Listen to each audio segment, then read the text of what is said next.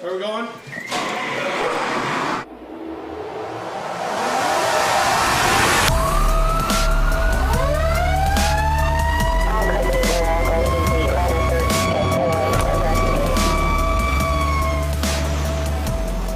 We're very aggressive in what we do. It takes a strong leader to come in to throttle that back. What he's asking us to do now is pull your heart back, pull your cojones in a tad, and use your brains. Live from downtown Detroit, it's No BS News Hour with my main man,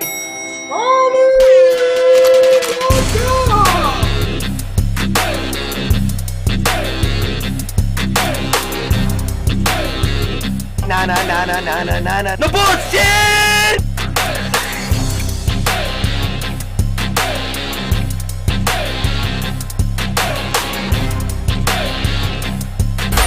Let's just breaking this. No more bullshit. No more bullshit.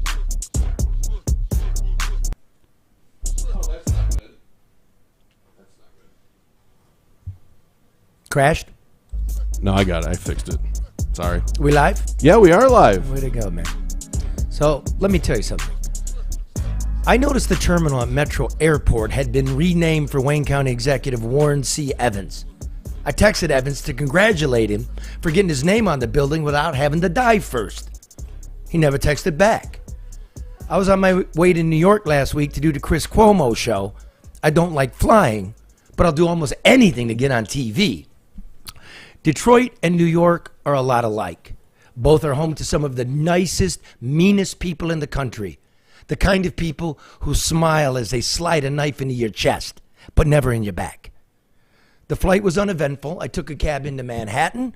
I checked into the hotel and took a walk before Cuomo's 8 o'clock roundtable. I went to the Oyster Bar in Grand Central Station, the same people that designed Detroit's defunct Central Railroad Station, just so you know. I got a bowl of clam chowder. Best in the city. Cost me $17. I skipped a martini. I had an 8 o'clock show to do. I went to use the bathroom downstairs at the train station. The line was excessively long because no one wanted to use the urinals at the far side of the bathroom where a naked guy was having a sauna under the hand blower. No cops anywhere. New York and Detroit are a lot alike. So I left without relieving myself. I walked north on the Avenue of the Americas. They were hanging iron on a new skyscraper. It must be a privately financed job, I figure. In Detroit, we publicly finance our skyscrapers, and the only thing that's moved at the cynical Hudson skyscraper project has been a porta-john swinging around on the end of a crane like some kind of prank piñata. I headed west on 44th Street looking for a toilet and the new national debt clock. The old national debt clock froze in 2009 when it ran out of numbers. $9,999,999,999,999.99. I found the new national debt clock stuffed in an alley since, apparently, no one wants to be reminded. Our collective debt grows at $10,000 per second. Now, I'm no economist, but that seems excessive. I had to go real bad at this point. New York, like Detroit, doesn't have a lot of public bathrooms. Then I remembered Bryant Square Park. They used to bury the paupers there. A group of shivering dudes waiting in line sat cross-legged and passed a copious joint among themselves. They'd forgotten they were even in line. So I stepped around them and I walked 500 feet to the public library, the one with the stone lions in front. There were no lines for the toilet at the library. They were nice, with marbled floors and polished brass. I thought about the dope sitting in line for the toilet at the park. Should have stayed in school, dudes. Say no to drugs. Books are power. I went to the hotel, got dressed, then went outside for a smoke. My phone rang. Detroit Fire Chief Mike Nevin was dead, I was informed. A heart attack. Nevin was one of the bravest and most pugilistic public servants I've ever known. He battled every day for the people of Detroit and the members of his department. I cried a little bit at the news. An FDNY ladder truck drove by just then. I waved and cried a little bit more. The phone rang again. This time it was Cuomo's producer. The roundtable had to be canceled, she said. The jury was back with a verdict in the Alec Murdaugh murder trial. Cuomo still might have me on to discuss it, she offered as a way of apology, but I don't know anything about that case. I've been busy with power outages, a campus shooting, and a train derailment. I didn't want to go on TV to talk about something I know nothing about. People hate that in Detroit, and people hate that in New York, and people hate that everywhere else. I'll do almost anything to get on TV, but I won't fake it. So I went and had that martini, and I lifted my glass to Chief Mike Nevin. A life well lived.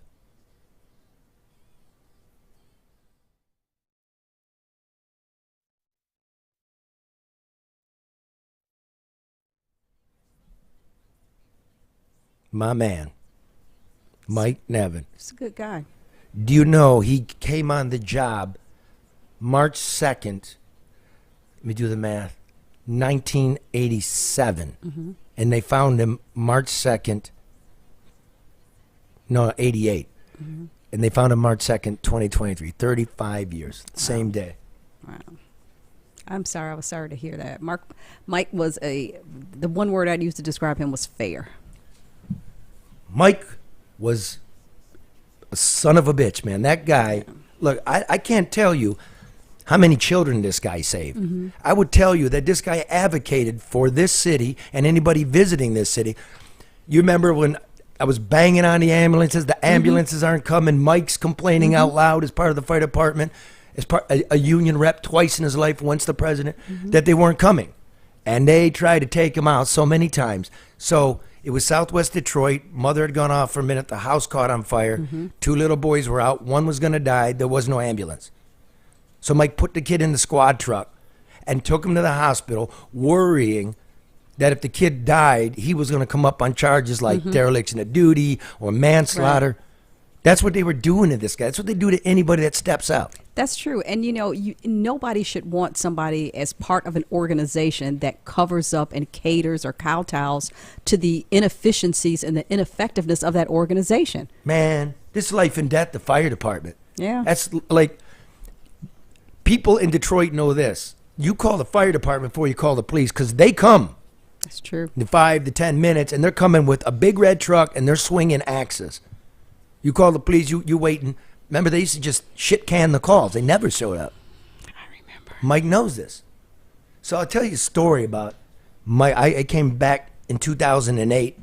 It's one of the first stories I did was the fire department and the fire union put me in touch with, what was he then? Sergeant Mike Nevin? Real just leader of men. And I became friendly with the guys at Squad 3 over on the east side on Grand Boulevard. There was an arson job. Turns out it's one of these ministers. He's also got the Spirit of Detroit Award. He's pals with Kwame Kilpatrick. He pays a shabby homeless man, a shabby, what do you call those, fixer-upper guys? Handyman.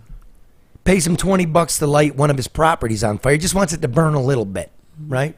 So he can collect insurance for the second time.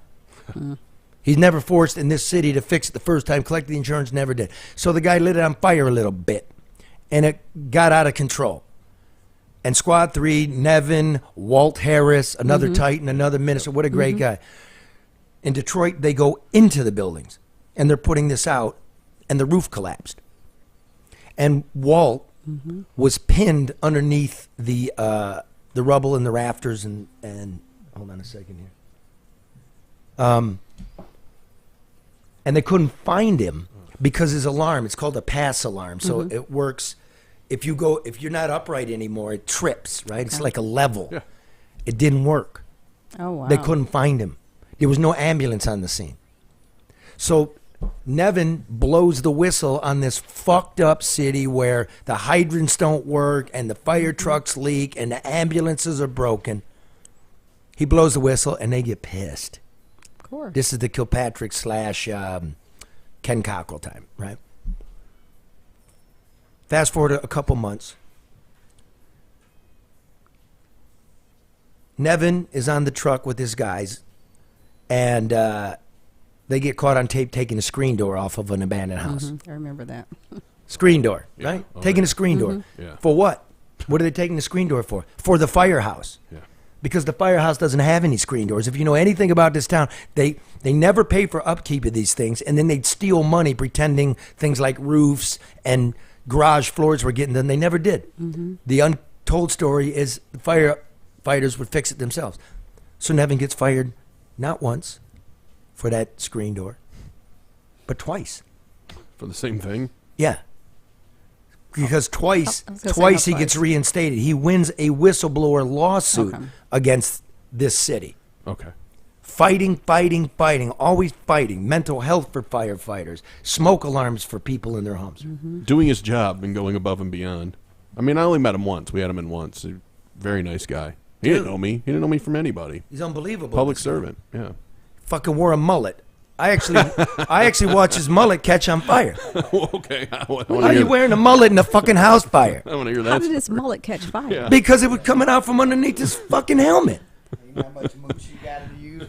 You know how much mousse you gotta use to keep a mullet looking good? No, I do not, Red. Well, he didn't use mousse. That's why it didn't never look good. It's like, he liked Echo and the Bunnymen. He liked 80s new wave. He played He's an interesting guy. He played yeah. professional hockey in Europe Really? wow. before he came on the job. Funny thing is, he used to own a screen door business, so he knows exactly How to take it off right and what it was worth. Is and how to unbelievable. reinstall it. At the end of the program, I'm glad I wrote this book, Detroit: An American Autopsy, because he's featured in it. And I've been fond of saying lately, you die twice. Once when your heart stops, and once when they don't speak your name anymore, and it's there. And I've admired the man since I met him, and I admire him now. Died of a heart attack in his apartment, and that's okay. And condolences to his family, his biological family, as well as his DFD family. And treat him well. Don't be scumbags. Yeah. Right? When somebody goes down, enough with the gossiping and all of that. So anyway, Mike came on our program. You'll remember I wrote a story. Mike was the source of it. There was a murder on the southwest side, I believe it was. And no, it was central. It was like in the 10th precinct. It was like Davison, Livernois area, something like that. And the firefighters answered this call, but there are no cops there. And the radio traffic, we get the radio traffic, they're not coming for like an hour. And these firefighters are stuck, and there's a couple of creepy people around there, and they're afraid, and they're hiding behind their fire truck, and they don't get a response. Moreover, after they finally do get there are no squad cars available. That's what was really happening in this city, still is. The first homicide detective doesn't come for 3 hours. The next homicide detective doesn't come for 6 hours because they all get the night off. Because they don't have homicide detectives working nights anymore to say this is Duggan's Detroit. So Mike was out there. If firefighters in the middle of a murder scene can't get a cop, what do you think Miss Jones is getting? Not much more. So what did we get from that? What did Mike get from that? The chief of police, James Craig, the mayor, tried to get him up on charges of obstruction of justice for posting the run sheets on social media so you could know. Sounds like they just kept looking for an excuse Cover up. Get rid of to this get dude. rid of them. Yeah, it's what it feels like. And then, somebody dies of a heart attack. Duggan comes at a funeral and says, I want to put some medical stuff in place for your health. Never did. What about the mental health when you're picking a dead child out of fire? They don't get anything. Yeah. City insists they do. This was Mike Nevin, a titan. And his family has my condolences. Deepest respect to the man. I'm actually kind of sad about it. Right there. There he is. There's that story. Two guys in hats, James Craig and Mike Nevin. Two guys. in Look at hats. that. All right. Show's brought to you by Hall Financial. Help yourself. Over 40% of Americans don't have that $500. Might be in your home. Call them up. See if you can get equity pulled out of there. You can take that lower interest rate, take your debt, consolidate it, save yourself money. I don't know how many times I have to tell you. It's called cash out refinance from Hall Financial. relieve your financial stress, and keep your family prepared. You might need to get a fucking generator. Whether you're looking to purchase a new home or refinance your current home, you need to call Hall First at 866-CALL-HALL or get started by going to callhallfirst.com. Should I do another one? Or I can... Yeah. Yeah, go ahead and do it. Okay, well, Tell me more. How else can I save money? No, Luke Nowacki, remember the can make strategy money. for the long term. Everybody by now knows the name Luke Nowacki, right? At Royal Alliance Associates, Inc. Everybody knows. I got back and forth. I got Luke. I got other people. I'm talking to my lawyer, telling him about things that Luke's telling me. I won't tell you because that wouldn't be legal. Luke doesn't want that in a commercial. You can't give people financial advice like that, but you can get it if you call 248-663-4748. Let me just say, I found 5% interest for my money in the bank. 5. 5. Whoa. Ding. It's pretty good. It's called a certificate of deposit. Somebody call Luke Nowacki and turn your .05 into 5. 248-663-4748. That's Royal Alliance and Associate Incorporated. Strippers too. Well, when you have enough, when you make money, you can give back. From what I understand, they make quite a bit of money. Only if they're good. And they get quite a few tips. Okay, Charlie. Fiscally and keep it otherwise. moving. Keep it moving. Those I'm sorry. strippers. I am Fiscally and sorry I said physiologically. that. I am sorry Those strippers I said are that. really working for those tips. I am sorry I started Yeah, you this. brought it up. I a did, little bit. and I apologize. Just a little bit of the tip. Not the whole thing, just the tip. What's next, Charlie? Thank you, sir. That's what the stripper said. I promise, just a tip.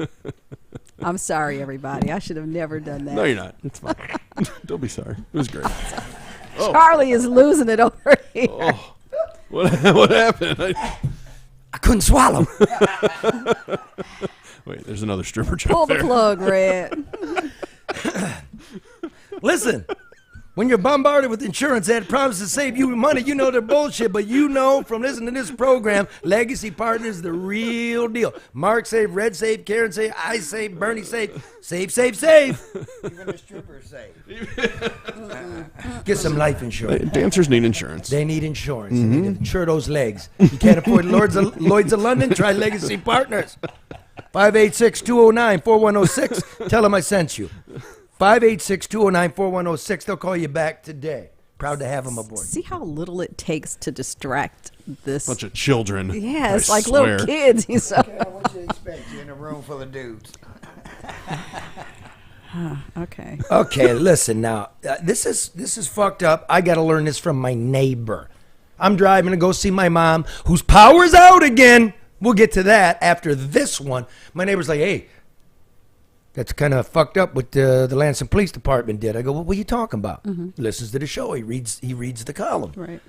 He goes, well, I saw in the newspaper that the Lansing Police Department doesn't have any information on when they went to the shooter's house 8 days before he shot up MSU. What was his name? Anthony McRae. They went to check on his dad. They tell the Detroit News that they don't have any documentation. And I'm like, wait a minute. Didn't I also put in a Freedom of Information Act? Now, her name's Beth LeBlanc at the Detroit News. She's crackerjack. There's no doubt, right? Crackerjack. Politics, she got it. A dam breaks, she's got it, right? But she don't know police. I know police. I know the fire. You know, you divide up and you conquer. So here's what it says in the newspaper. Like, she must have put in a Freedom of Information Act. She never got it. My column runs. She inquires about it. Oh, we sent it to the wrong address. This should tell you something about Lansing Police, because I'm starting to get a real clear picture.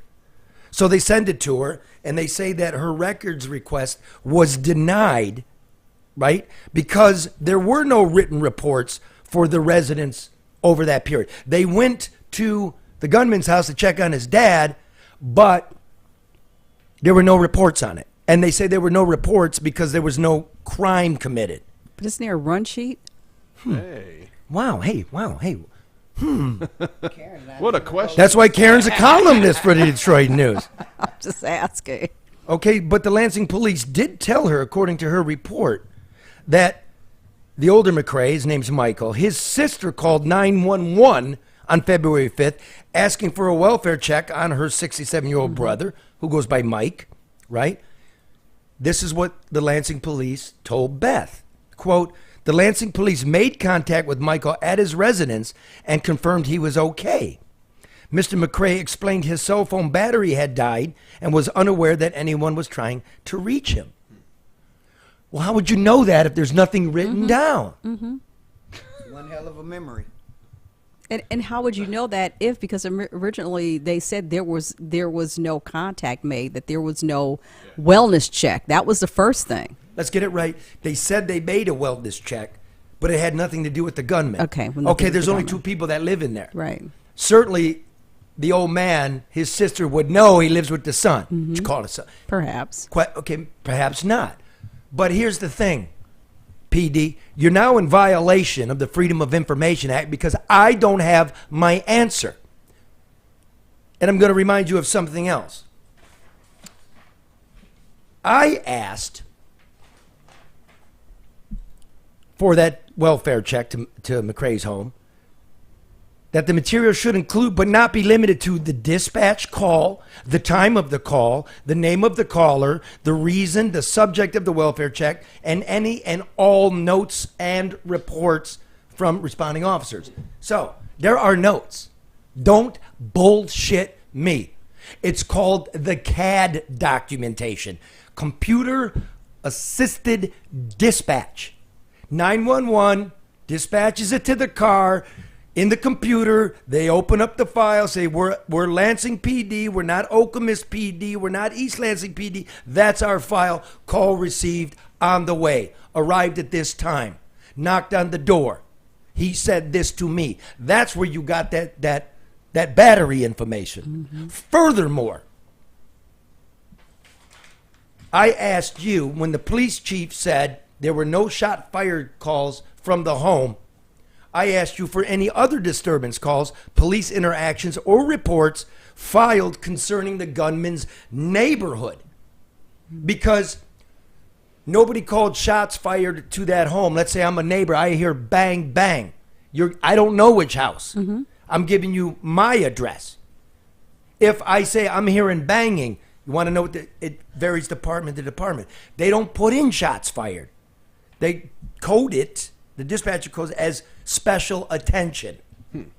Right? Okay. So, you want to fuck with me. Well, I'm not going away. This is way too important. Yeah, if everybody wants this to get fixed, you got to get these answers. So that leads me to believe it's one of 2 things. They don't have it or they don't want to give it up. Both, whatever it is flatly unacceptable.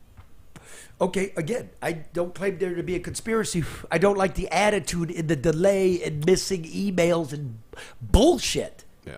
So, again, it's coming today. You're in violation, and you're going to answer. Here's what I want. Forget the neighborhood and the environs. I want all calls to service from East House Street, East Jackson Street, Creston Avenue, Chilson Avenue, plus Bate Street, Cedar, Paulson, and Community Streets, Harris Street, and Gary Avenue. Requests for calls from these street names from 2019 to present, by name with the CAD calls for service documentation, including CAD notes. Give them! Because I know that the Freedom of Information, you tried to route it through City Hall. Well, that's the mayor. What's his name? David Shore, something like that? Oh, he's running for Congress to fill Alyssa Slotkin's seat. So this smells to me like you got some professional PR people from the coast starting to manipulate it. We asked something simple. Not blaming you for anything, but now I really don't like what I'm getting. This reminds me of having to deal with this city, find out about them contracts, getting the bullshit, the okey doke. Are you kidding me? And all it does is drag it on, too, right? Give us the information. If there's nothing to hide, there's some people, nothing to fucking hide. But some people give up, and they forget, and it just kind of falls by the wayside. So they just don't know Charlie. Thankfully, not all people do, yeah. Yeah, not everybody, but most do. They move on to the next crisis or the next tragedy. And so we forget everything else. And how can we do such a thing? Well, because we're bombarded with so much, and nobody focuses in on the fact that unless you solve the problem, you will continue to repeat it. Are we just noticing everybody pulling the public check just is not working hard? Like when I'm in New York, I'm pals on the phone, and like now the story comes out, Michigan State's got 2,000 cameras, but there's no central spot for people to view them. There's no real-time analysis about what's going on. But that's the thing, Charlie. It's like, and I saw where the state is now about to hire a few hundred new people. It's like we keep adding on to stuff that already doesn't work. So if you buy a camera, who's watching it? What's going to be the response? I mean, this isn't brain surgery. It's quite simple, but we keep complicating and convoluting it, and it just doesn't work. Like, it's not that complicated. It's real simple. What's the problem? What are our options? Pick a solution, execute. Oversight, accountability. Might as well do this. If you can't get your camera system together, you call XG Service Group, right? Matt and Bernie Yaskovich. Listen, they specialize in security cameras, hidden cameras, access control, Wi-Fi design and installation, right? Construction cameras, security cameras. Oh, come on. 734-245-4100. I mean it. I mean, I understand. I'm not saying, I'm just laughing at everything I say prompts you to think about something else. At least that was positive. But, I mean, but keep you're the right, tip. though. Okay. That was positive, too. I'm just saying. I'm done. No, you're not. I'm done. Yeah, I am. You know what Jeffrey Dahmer said to I don't want to know, Charlie. Keep the tip. I'd cover my ears, but my headphones are on.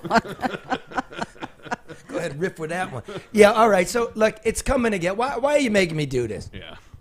Just look, I'm sure there's nothing there, but, like, you got problems up in Lansing. You're now a top 20 most violent city. How's that possible? It's not. Maybe this is how it's possible. Mr. Mayor, you going to run for governor, huh? I mean, you going to run for Congress. I'm watching you now, dude. Hey, Lansing, I'm watching now. I got too much to do. But maybe that's how it's possible, Charlie. If this could be, a microcosm of how they operate the police department or the city. So maybe that is how it's possible. Or with the governor, man. I want some answers. Speaking of that, go ahead. I just want to say this to the powers that be. If you so worried about the people's trust, quit making it look like you doing some shit that's untrustworthy. Quit violating the trust. Yeah. Quit violating. Yeah. Just give us what we supposed to have or ask for. Nope. And if it's nothing to hide, you should have nothing to worry about. Plain and simple. And again, Mark said, perfectly rational explanation. Nothing there. You know, I mean, I have no other reason to believe that it wouldn't be anything else what a public servant's telling me, right? Right. Except I go to the neighborhood and like a half a dozen neighbors are telling me they were here, they were here. The neighbors don't even know each other. So there's a disconnect and they're really not happy being framed as kooks, liars, tripping on LSD. Something doesn't add up here. But like you said, and I remember the interview where the resident said that we really don't know or talk to our neighbors, so it's not like they've conspired, the story that there was something different other than what they know to be true. And what do we get? What the governor? I don't know where the hell the governor is. Right? She pokes up on this one, and the time for thoughts and prayers are over. You're right. I'm going to need some more gun laws. Okay, fair. But we have gun laws. They're not enforced. Right? And all that shit y'all doing, that prosecutor up there in Ingham County, you don't want to enforce the existing gun laws. You caught the guy with 3 clips, an unregistered 9, and he flouts his nose at probation, and there's no penalty here. Okay, here's another one. So Brad, we all have pieces. Yes. He bought the pistol. When you buy the pistol, you got what, 10 days to register this thing? Yeah. Okay, so the state's getting flagged on it, right? Right. The local constable's supposed to be flagged. The gun store's sending it. It wasn't registered. So right there, why didn't he pop up? Well, how come the computers don't work like that? And it's not even computer, Charlie. The thing about it is that out of all these people that have jobs in government, what is your responsibility? Wait, let me do this. Okay. Like instead of hi, I'm gonna go specific. What's your responsibility? put together a database. Hey, the gun store, it was legally purchased, this guy's Right. guns. You alert the state that this guy bought a gun. Okay, that gun now gets tracked. Why isn't there any computer system say, hey, we now don't have a record of this piece being registered? Then you can make a call. You don't got to arrest anybody. You make a call. We, need to keep track of that. We're looking at you. You've already gone up on gun violations. This one, you're breaking the law. It is a law. Whitmer likes these kind of laws. So why is there no penalty for breaking the existing gun law? The guy went and say he bought a long arm, and he didn't register it. Anybody going over to the house? Do we even know? No. You kidding me? Yeah, we talked about that too. We've covered that as far as what laws are in place to govern who's buying and who's not. Like you said, if he says he bought a long arm, that brings no suspicion. Nobody's going back to check with the gun dealer. Is this actually what he bought? And the gun dealer is going to do just bare minimum to make it sell. I mean, let's be honest. He's going to run your federal check. You come back, he's going to sell you the weapon. After that, it's out of his hand. You got to no. He's got to report the sale himself. Well, so then we need. To me, it sounds like we need to be going to them as well. There's a hole in the system.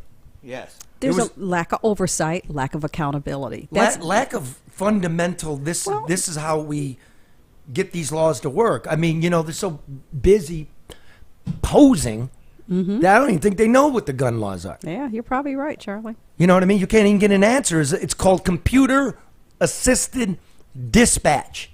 You're going to give it all of the calls in the neighborhood. So get busy. And I know this because I know police. That's just a keystroke. That's not like you got to go into the files and be looking around. You put in the name Jackson Street. That's what you do. Then you can also put in the name McCrae, since you're at it. Man, now, power goes out. Again. So what was it? Last week, No, 820,000 customers. Ladies and gentlemen, here's your rule of thumb. When you hear customer, double it, and that's the amount of people that don't have power. So when you have 800,000 customers, you got 1.6 million people. And it's an ice storm. It wasn't any huge weather event to me. And then it goes out again. And some people endured more than 7 days of their power being out. I mean, that's a long time. I look at $35. Yeah, but you got to think people are. I'm being very facetious. First of all, they're paying for a service that they're not getting. That's the first thing.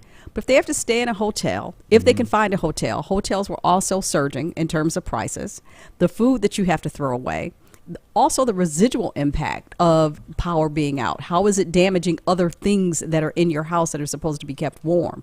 We lose billions in economic activity. Yeah, businesses that are closed. Where's Yeah. that data? Do you have that data? I have a couple pieces of Share, data. share. There's that one. Okay, what is that, Mark? That is Michigan customers tracked versus customers outed. I was looking for this Explain what. Look, there currently, there's 142,000 customers. Yeah, from that day, which is the 5th at 8:27. This is a mess. Don't throw that up there. What day are you talking about? The 5th. In the end of that snow, Yes. 336,000 customers. This is a week after the 820,000 customers. Now, Eric Lau at the New York Times. Old Eric's crackerjack. We've got a diagram up here, graph. If you're listening and not watching, the yellow represents the true number. This is when all the computer systems are being counted, because poweroutage.us does a better job of tracking DTE than DTE, and that's the purple line. So when DTE is reporting to you, what Power Outage US is tracking is the yellow. So you can see consistently, and DTE has admitted this, you're under-reporting it. What's that first date, Mark? I can't see it, right? Thursday. No, the next one. Friday the 24th. Friday the 24th, DTE's reporting about... Just about 475,000. Just, what is this? Is it 500 or 400? That's 500 right 500. there. That's what 500,000 customers. What does the API, the total, the Power Outage US? About 640. About 650, Yeah, please. close Thank you. to 650, sorry. All right. 150,000 more customers, 300,000 more people. Yep. This is the bullshit they're giving us. These That's motherfuckers got to go. Which it's kind of laughable that they even feed us bullshit when nothing's going to be done about it. No one's going to hold their feet to the fire. No, they're not. You know why? Because DTE does a lot of commercials. Yep. They've got billboards up, radio and television. That's what I saw. I saw a billboard yesterday. I mean, talking about down, power outages and down wires. So yeah, they've got their PR machine moving. PR machine. Yep. We're not taking their money. I think this thing should be a public utility again. Yeah. Not, privately traded to maximize profit. And don't lie to me when you're out there saying, we invested $8 billion last year. First of all, your gas-fired plants and all that does not count as an investment in terms of upkeep. Because we know when you do these alternative investments, you're guaranteed a 10% return. Yeah. So, of course, you're going to build all kinds of bullshit that doesn't work. You're guaranteed a profit. Now, how much money did you put back into maintaining wires and telephone poles and couplings and transformers and tree trimming? That's a good question. Not enough. I don't care if they spend $8 billion. They clearly didn't spend enough keeping anything up. Mine went out, and I was watching. I cut down one cypress tree in my backyard because it was in the power lines. They didn't do it. So the one next to it had the heavy snow, and I watched it. Oh, boy. And I call my wife up. I go, look, see it? See the branch? See it's heavy? Oh, it's touching now. Get ready. Get ready. But Charlie, inclement weather, trees, this isn't anything new. I mean, they're not new to the game. So, why hasn't anything been done prior to or since the last power outage? Oh, you mean the one last week or this week or the one last summer or pick one. Spring? Pick one. Right. Okay, I'll tell you what. That $800 billion worth of duct tape they bought. This might be an answer. These are the 2021 filings for the DTE Energy Michigan Political Action Committee Contributions Archive.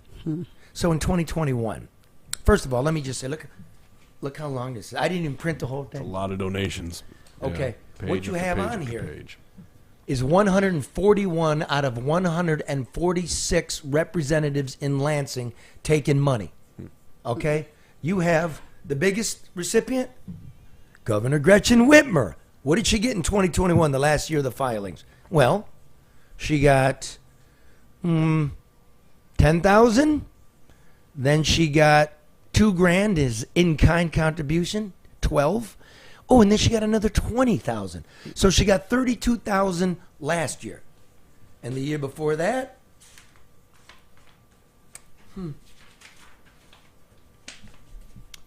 Governor 1,000, Governor 500, Governor 10,000. She got $45,000 in 2 years. Maybe that's why because I haven't heard anything from the governor's office, from the mayor's office. I haven't heard anything about this, and not even, anything comforting for residents, nothing.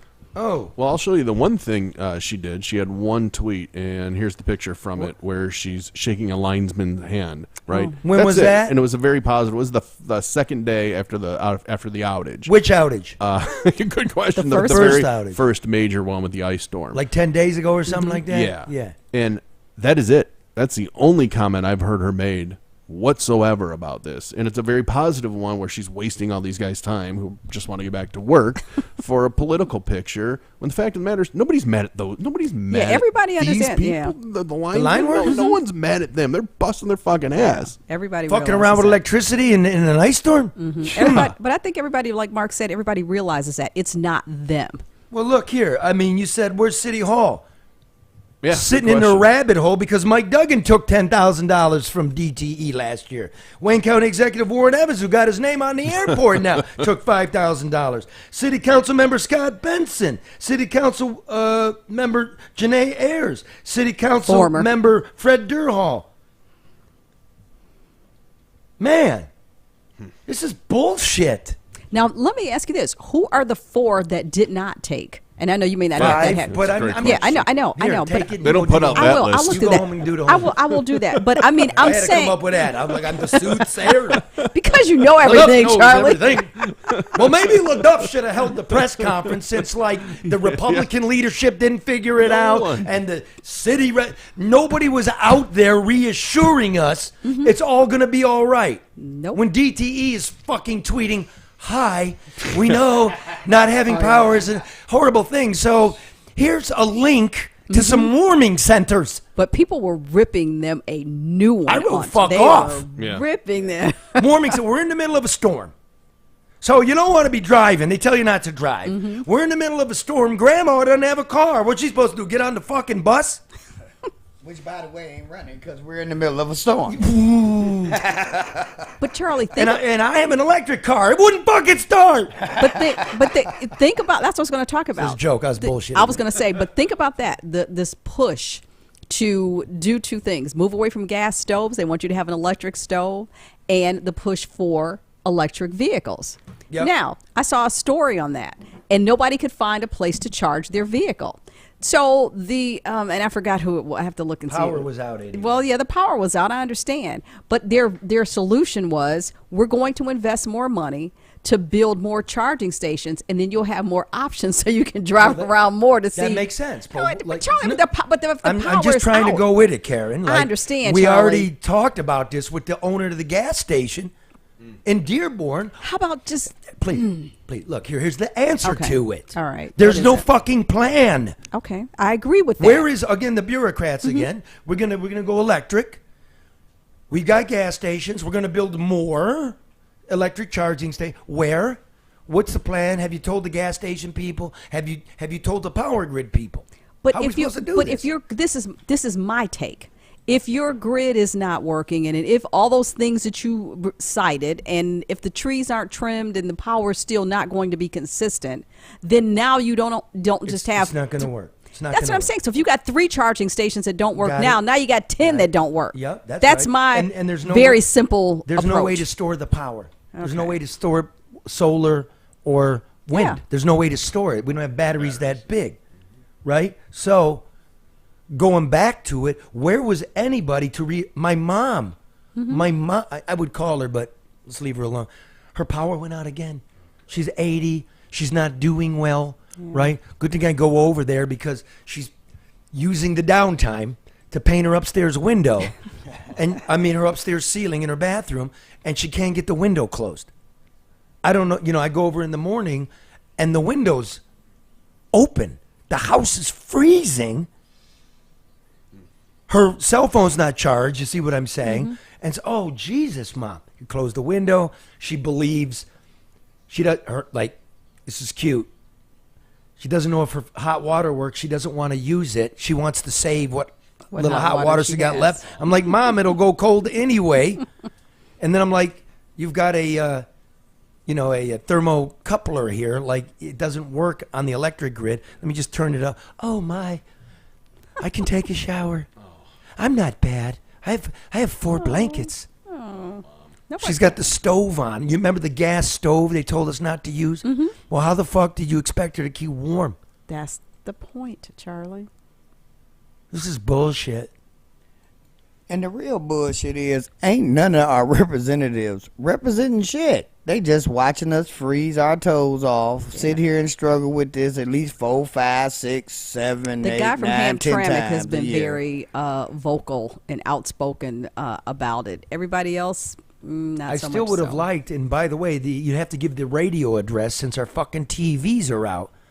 But forgive the comparison, some Andrew Cuomo-esque type briefings for people, like here's where you would get water, right? Here's where you can get a warm meal.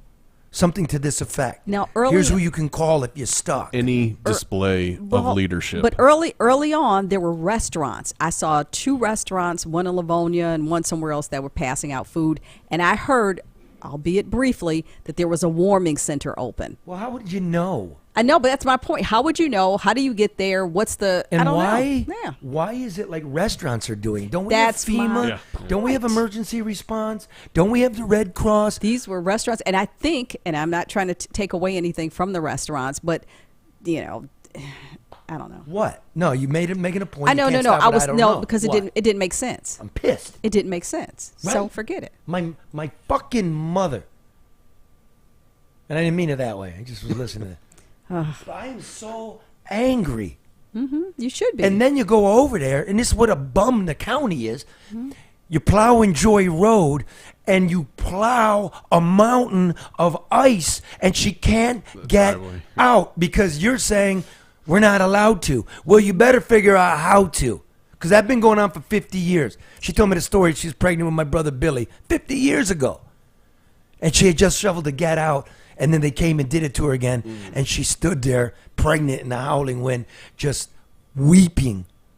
And the guy 50 years ago said, like, I can do it one time. It's like, I'm not allowed to do it. At least there was a soul 50 years ago. You guys suck. Where are you, Warren? Where are you, Mike? Where are you today, Gretchen? Gretchen, they dumped poison dirt. We now know for a fact from Debbie Dingle you didn't have any idea. We got one picture of you from the, other storm. You're nowhere to be found. See, we need somebody that enjoys the job, that enjoys public service, that burns the midnight oil, that makes decisions based on data and real life stuff and knocks some heads into getting the bureaucracy to work. And yet you don't. You blew COVID. You blew it. All the data's in now. Or it's starting to come in. Hey, look at that. What a segue. That was a great segue. Yeah. So now it's 3 years later. We're following the science and the data. I don't blame anybody's reaction to COVID. Fear was good at first. Well, we knew about 3 months out who this was killing. Old people and obese people, and the average age of death in Michigan is around 75 years old. We know what you did with the nursing homes, and we know you didn't track it. We know it. But you shut down the schools, you shut down the seed section, couldn't go to my cabin, couldn't be in a boat for some reason. And the old people were dying, and you never admitted it. And now, lots of stuff's coming out. So this was congressional testimony. Dr. Marty McCary from Johns Hopkins, best-selling New York Times author, columnist for the New York Times and the Wall Street Journal, right? Surgeon, kind of a big deal. Now we're having COVID hearings. I found this to be interesting, at least. The greatest perpetrator of misinformation during the pandemic has been the United States government. Misinformation that COVID was spread through surface transmission, that vaccinated immunity was far greater than natural immunity, that masks were effective. Now we have the definitive Cochrane review. What do you do with that review? Cochrane is the most authoritative evidence body in all of medicine and has been for decades. Do you just ignore it, not talk about it? That myocarditis was more common after the infection than the vaccine. Not true. It's 4 to 28 times more common after the vaccine. That young people benefit from a booster. Misinformation. Our two top experts on vaccines quit the FDA in protest over this particular issue, pushing boosters in young, healthy people. The data was never there. That's why the CDC never disclosed hospitalization rates among boosted Americans under age 50. The vaccine mandates would increase vaccination rates. The George Mason University study shows it didn't. It did one thing. It created never vaxxers who are now not getting the childhood vaccines they need to get. Over and over again, we've seen something that goes far beyond using your best judgment with the information at hand. We've seen something which is unforgivable, and that is the weaponization of medical research itself. The CDC putting out their own shoddy studies, like their own study on natural immunity, looking at one state for 2 months, when they had data for years on all 50 states. Why did they only report that one sliver of data? Why did they salami slice the giant database? Because it gave them the result they wanted. Same with masking study. Well, the data has now caught up in giant systematic reviews, and the public health officials were intellectually dishonest. They lied to the American people. Thank you. And everybody that even questioned any of what was coming out was called a nut. Everybody, Yes, I've never seen a disease be politicized like this. Now, again, I was not a denialist. I did what I was asked to do. I wore the mask. I got the vax that I didn't want because I've been around. Do I have natural immunity? Right now, it comes to show natural immunity was better than the vax. The vax was sold to me as you'll never get infected, you'll never die, you'll never transmit. Karen's doing the it's money. all about the money, Charlie. Even the former head of the FDA, what's his name, John Gottlieb? Yes. The former head of the FDA pushing this vax. Okay, fine. I'm not a scientist, so I wasn't, pretending I knew science. But he's on the board of Pfizer. He makes $300,000 a year being on the board of Pfizer. We know that the vax didn't work like that. So then they morph it, and there's data that shows it, data that doesn't, that it lessens the effects of COVID, right? Sure glad I caught COVID. I'm sure glad I got boosters. I'd be dead. Well, I got it twice, and I didn't die. But to say it, right? Yeah. Put it at each other's throats. Remember when Fauci in the beginning said once 70% will be great, and then with herd immunity. So apparently at some point natural immunity was good, and then it was bullshit, and you're a traitor and a murderer if you do anything but. Or when I'm looking at University of Michigan hospital data in October of 2021, and I'm going, 40% of the motherfuckers with COVID in the hospital have been vaccinated. And I'm working with some dingbat, super liberal, woke, fascist editor who's telling me that's dangerous for you to do that. I'm like, that's the data. But now we know. I'm glad you're not working anymore. You're the danger. But we're taught not to question. I'm saying in general. Nope. And so everybody's following along and nobody's asking any questions. Nobody's asking what, why, or anything. And so if you do, then you're the bad person. Millions, including you, right? We're asking. Yes. So the thing is to be shouted out. Now look at this, like Wuhan, United States Department of Energy, sort of in charge of these biolabs. The FBI, it's most likely, with low confidence, it's most likely it came from the Wuhan lab. 4 other agencies believe it came from the bat market, and 2 just kicked the can. We don't even care anymore. That means masks, vaccine, the origins of it, it's all in question. There is no consensus. So why did we continue we're 3 years in now, micromanage people's lives when you didn't have the data? It's money, Charlie. Well, it's not just money. It was also politics, which is money. That's true. Right? Yeah, you're right. So now if we can just lay off one another, get to an answer here, and ask the Chinese to come deal fucking honestly and let us in, because the Chinese won't let us in. They arrested the scientists at the lab. They destroyed the records, and they won't let us in. Now, a group of scientists right here in the New York Times, actually read that in the morning. In January of 2020, the consensus among the big scientists, including Jeremy Farrar, then director of the Wellcome Trust and the incoming chief scientist of the World Health Organization. Remember when they kissed the Chinese ass? The consensus was it's most likely that this was inconsistent with expectations from evolutionary theory, meaning it probably came from a lab. And then a month later, after Farrar gets his appointment, he says it would be racist somehow to look at the Chinese in their lab. Why would that be racist? That's science.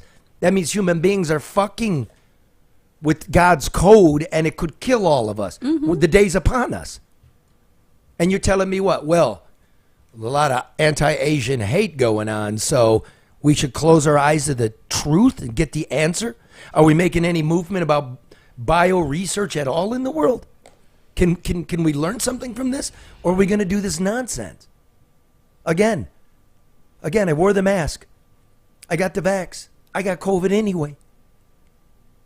I'm not the denialist. I'm the guy that went in and collected the bodies. I know that what you said about the nursing homes was a lie. Oh, look at that. I just saw the whole shit drop. Mark's got the listeners here. Yeah. He's got the listeners, right? Who's listening right now? And I did that, and I was like, oh, fuck it, I'm out of here. Hey, I just sent you a picture of Fauci at CPAC, and this lady took a picture. Did you see when she was pointed at him with her middle finger? I just sent it to you guys. See, don't do that. Why? No, send it. Yeah, but lady, what's wrong with you? No, she may not even done. She may have not even. It may have just been by accident, but it was just an interesting pose that she had. She was smiling. She didn't appear to be doing it. Just how you point at somebody like, oh, this is my friend, this is my whatever. It just happened to be her middle finger. Very smiling. Well, again, and here it goes back to the powers that be. You want us to believe you. You want us to trust you, but you keep feeding us bullshit after bullshit. I'm going to give you some advice. It's not medical. It's not scientific. But to all the people that continue to ride around in vehicles by themselves with their masks on, you could probably take it off. Yeah, but what? They know themselves. Charlie, they know where they know where their filthy mouth has been. That is the most ridiculous thing I've ever seen, and I'm like, why are these people still doing this? Is it possible to reinfect yourself? Has there been any study on reinfecting yourself? I just want to thank the ones that keep it on and know it's a good reason to keep it on. You know what? Their face. I don't care about that. You know what I want you to do? I want you to cover your mouth when you cough. I want you to wash your hands when you leave the restroom. I want you to listen. I was at a restaurant and this guy, hold on, this guy walks up to the table and he's talking. Like, don't talk over my table with food. Like, that's the kind of stuff I don't want you to do. Thank you. Just don't go to a restaurant. COVID's still out there till May 11th. Now, I take it you got data on that? It's a study. No, that's what the Biden administration is going to do.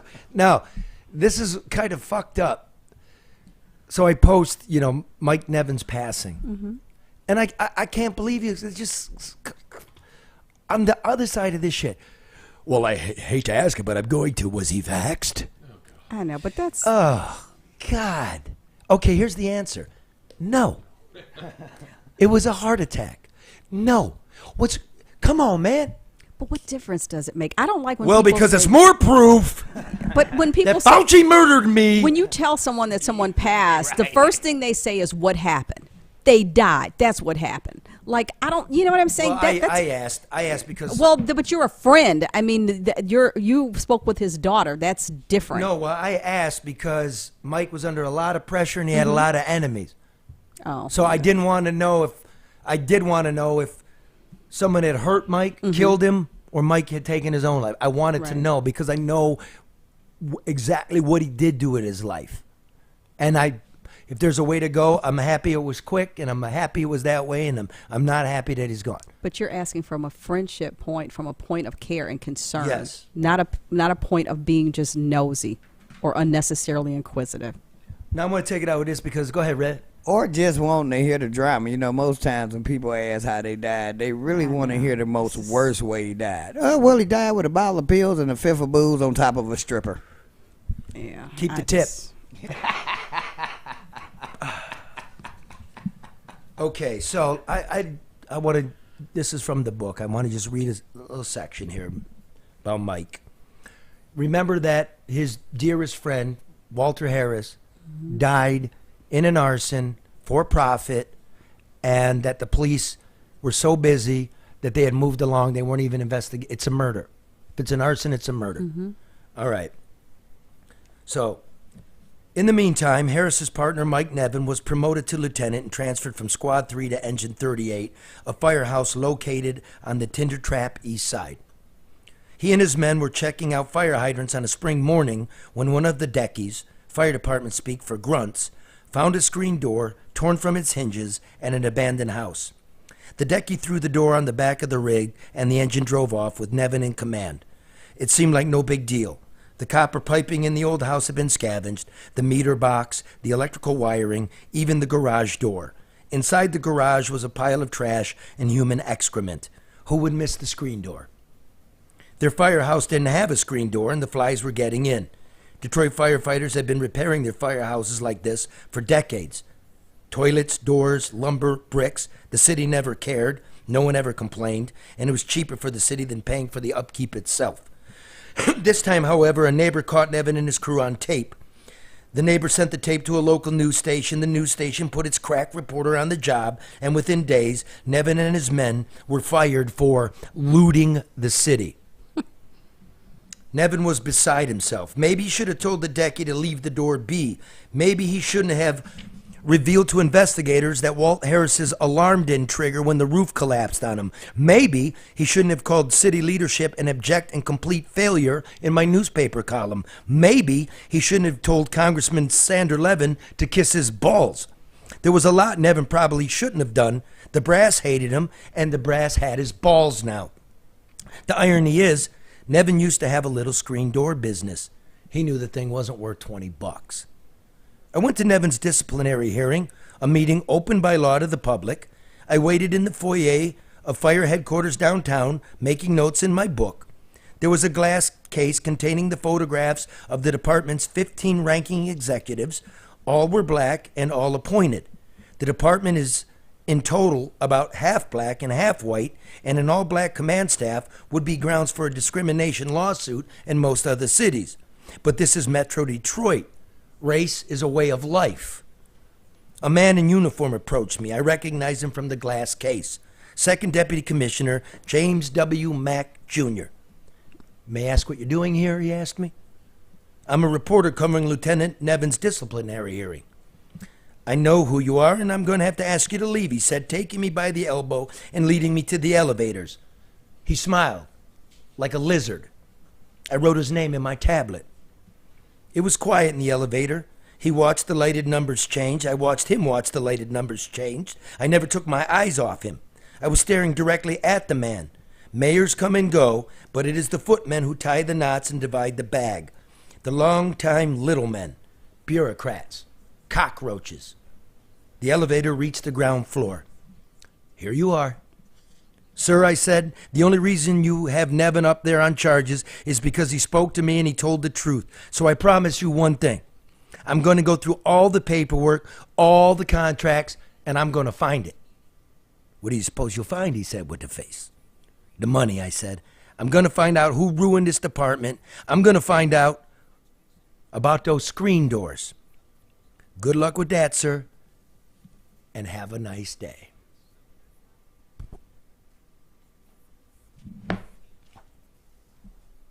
So long, Mike. You were loved.